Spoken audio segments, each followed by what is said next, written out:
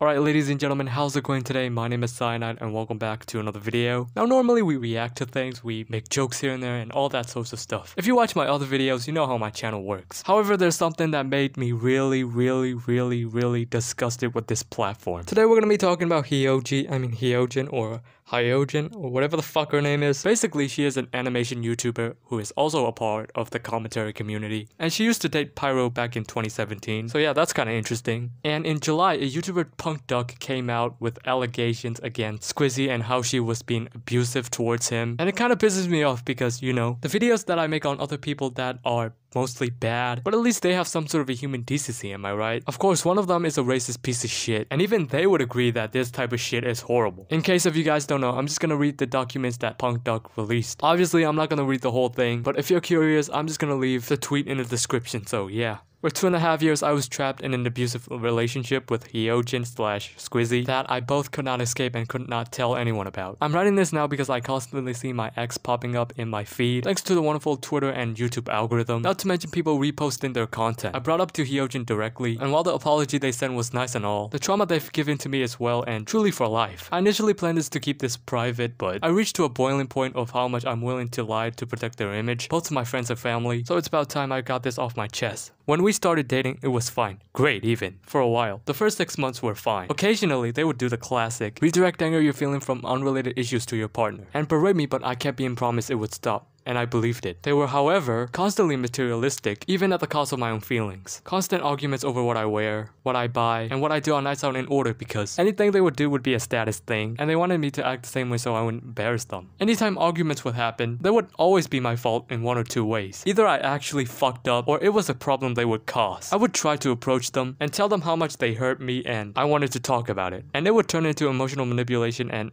accusations of, "You're just doing this to make me feel stupid, just fucking leave then." I would end up apologizing and nothing would be resolved. Whatever I had brought up to them would be added to the growing list with repeated behavior. The main thing I would bring up to them was the anger redirection, which culminated around March 2020. Sorry, a lot of the things I bring up will be out of order. They came to visit me a couple days before COVID started. Bad timing. After it did, we soon realized they had to go back to Australia before flights run out. It was a very stressful time for everybody involved, but it certainly did not help that whenever my parents weren't in the room, I was an emotional punching bag. Like all of it was my fault. Any help I suggested would be responded to in screams. At one point, they screamed at me that I was fucking useless and forced me out of my room so they could stream and raise money for the ticket. Naturally, I obeyed their orders and made them dinner while they streamed. When they came downstairs, I apologized to them. Even worse, my mom caught wind of how much they were screaming at me and was getting increasingly worried for them. My mother wasn't aware that Hyojin just had finished a fundraising stream or that Hyojin was fucking loaded. Thinking that there was some starving college kid, she offered to pay the impromptu flight from Europe to Australia in full. Hyojin immediately accepted. I felt fucking gross. They only ended up paying my mother back exactly.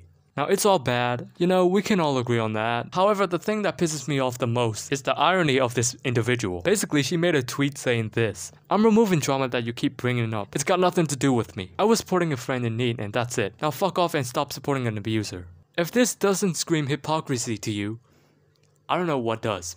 I was supporting a friend in need and that's it. She's screaming at you, while behind the scenes she's just fucking making Punk Duck's life hell. Now fuck off and stop supporting an abuser. So basically, she made this tweet to raise awareness that abuse is bad and I want people to be safe. And while I'm doing this, I'm abusing the fuck out of my boyfriend, all because he's wearing a shirt that I don't like. What a fucking bitch. Now recently, she came out with an apology with this tweet right here, where it basically said, "Hey Ed, I just want you to know that I'm sorry. I've been going to therapy for a bit and I'm still on that journey. I've seen progress in myself, but I still want to push for more change. I'm sorry for not making that change earlier. It would have been prevented so much pain that I caused. I'm sorry." Ed had every right to post this because victims are allowed to talk about their abusers, especially if it'll help with the healing process. I'm not saying that this fixes everything, of course. I just know it needed to be posted. This is all completely fair and justified. I felt like my private apology to Ed was sincere, but I get why it didn't come across that way, and my snap reaction was just me being a cunt. There's nothing I can do to undo the things I've done. I've disappointed, angered, and sickened people with what I've done. I'm sorry, I don't want this to happen again. I look at the person I was a couple of years ago, and even if I have changed, those were my actions and I understand that this is deserved. Actions have repercussions, and every bad decision I've made has hurt people. I know that no matter how much I change in the future, that I still be that person in people's eyes. I'm sorry for all that. There isn't much more to say than I'm sorry.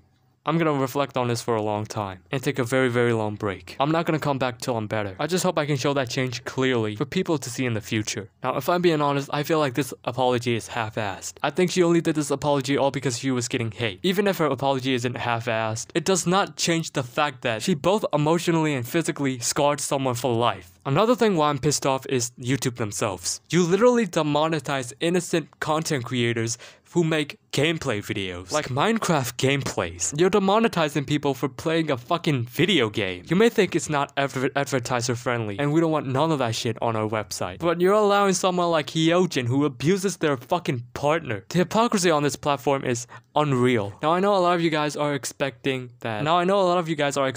I will be making like good comedy stuff, make some jokes and funny reactions on this individual. I don't feel comfortable doing that in this video because this person fucking disgusts me. Anyways guys, let me know in the comments what you think about this person. When I make videos on other YouTubers, they're just mostly for fun. And I originally didn't want to make this video in the first place, but as a commentary channel, it is my responsibility for you guys to hear my side of the situation. So with that being said, peace out and have a wonderful day.